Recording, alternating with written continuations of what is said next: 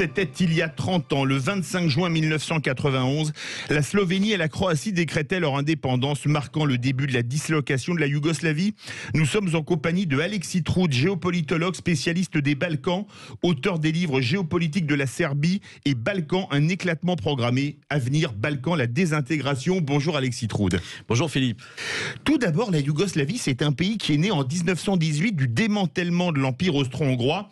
Un pays fait de peuples fort différents les uns des autres, qui est de 1918 à l'invasion par les forces de l'Axe en 1941, une monarchie. Pourquoi ce pays a-t-il été créé ?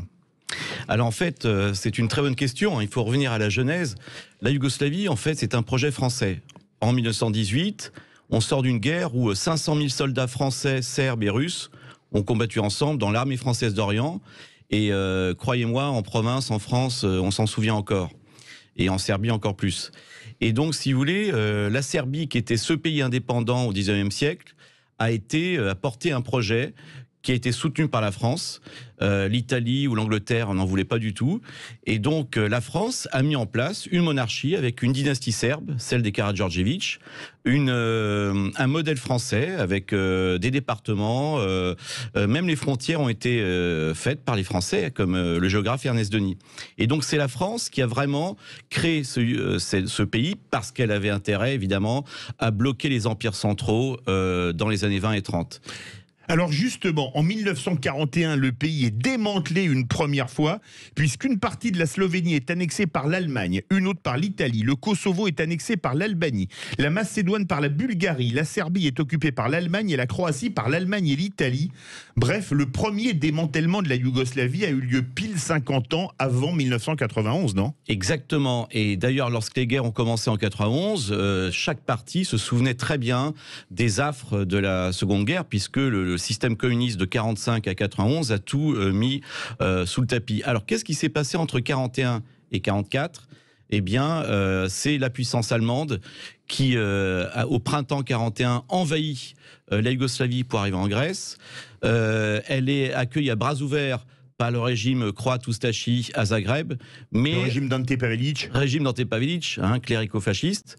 Mais à Belgrade, eh bien, c'est la politique de la terre brûlée. Les Serbes ont décidé de se battre, comme ils l'ont fait toujours face à l'envahisseur, et ils vont derrière le général Draža Mihailović, eh bien, former une résistance qui est d'abord royaliste et ensuite communiste, les Tchétniks.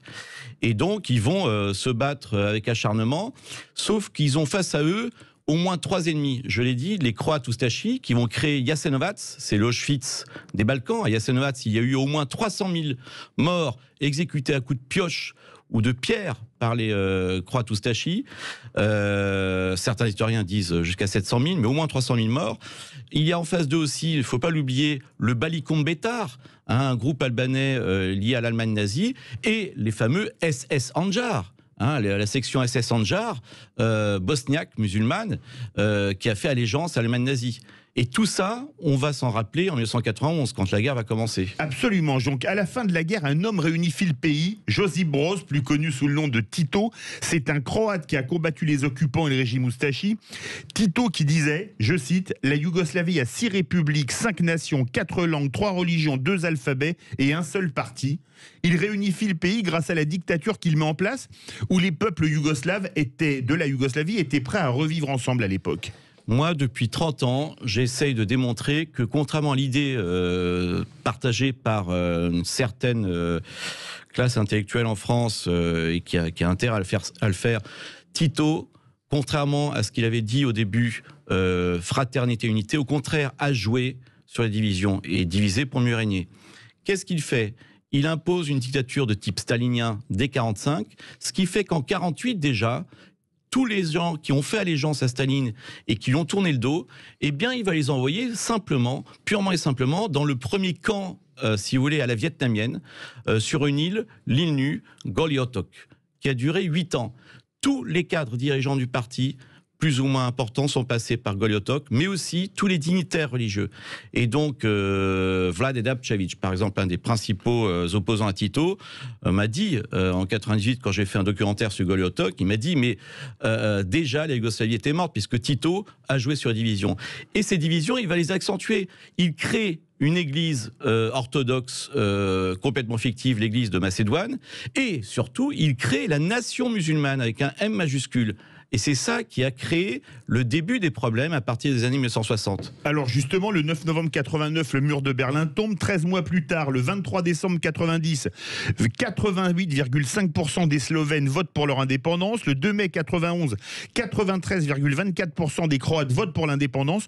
Comment les choses ont-elles pu aller aussi vite, Alexis Trude? Alors en fait, elles se sont passées aussi vite.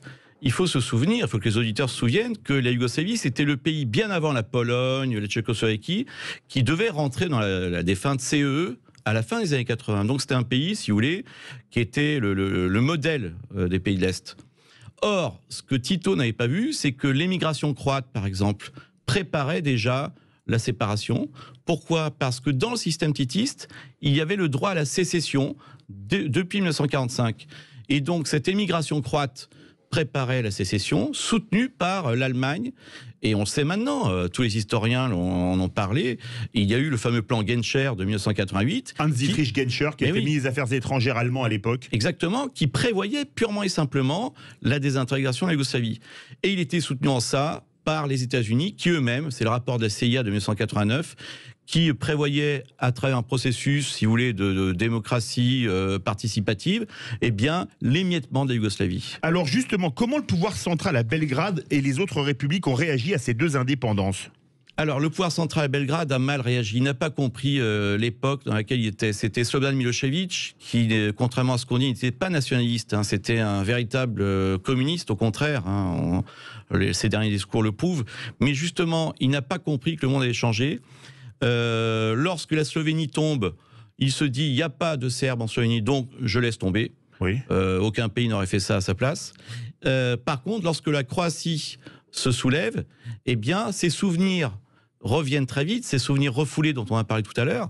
La population serbe de Croatie, qui était quand même plus de 15% en Krajina, ben oui, qui était là depuis le XVe siècle, eh bien, a eu peur dès qu'elle a vu les drapeaux damier rouge et blanc qui lui rappelaient le régime Ustashi.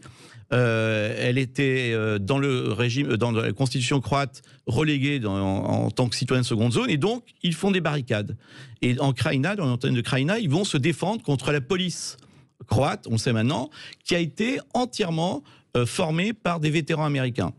Et donc, Milošević, qu'est-ce qu'il va faire? Il va envoyer des armes, sauf que, comme lui, il est communiste, et comme les Serbes de Krajina sont plutôt royalistes, il va les lâcher 2 ans après. Et donc, il a fait le pire qui puisse arriver, c'est-à-dire, il envoie des armes, mais sans véritable soutien politique. Ah oui.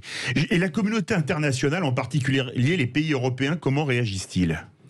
Alors les pays européens, on s'en souvient encore, hein, l'Allemagne prend fait et cause pour la Croatie, l'Angleterre... Vieille alliance? Mais oui, exactement.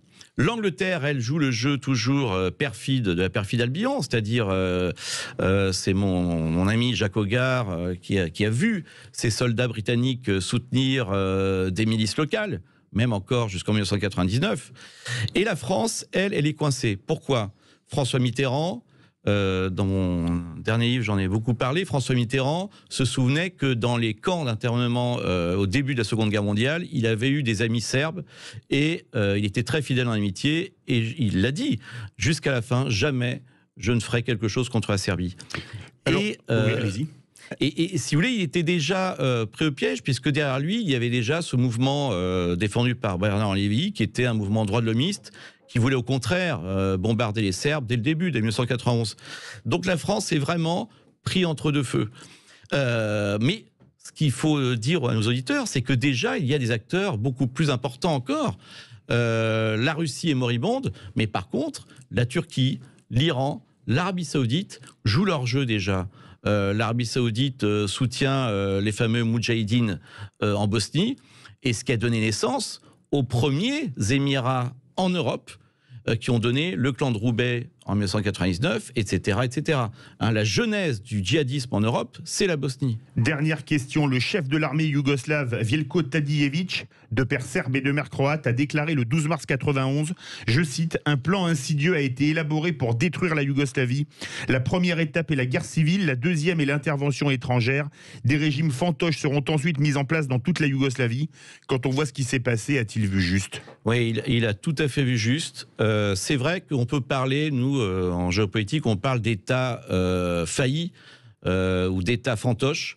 Vous avez la Macédoine du Nord qui est tiraillée sans cesse entre les irrédentismes bulgares et grecs. Les Grecs qui ont reconnu le nom de la Macédoine du Nord très tardivement. Et puis à l'intérieur, tiraillé entre une forte minorité albanaise et puis la majorité macédonienne. Au Monténégro, il y a un régime qui a été jusqu'à l'an dernier un des derniers régimes communistes, celui de M. Djukanovic, mais qui a maille à partir avec la forte minorité serbe. Et puis, pire que ça, la Bosnie-Herzégovine est un État bicéphale, séparé en deux, entre deux États qui se tournent le dos. D'un côté, la Fédération croato-musulmane, dirigée par le fameux SDA, qui est le successeur des SS Handjar et aujourd'hui de ces djihadistes des années 1990. Et en face, la République serbe de Bosnie, qui essaye, vaille que vaille, entre Croatie et Serbie, de survivre. Encore pire, et là le comble, c'est le Kosovo.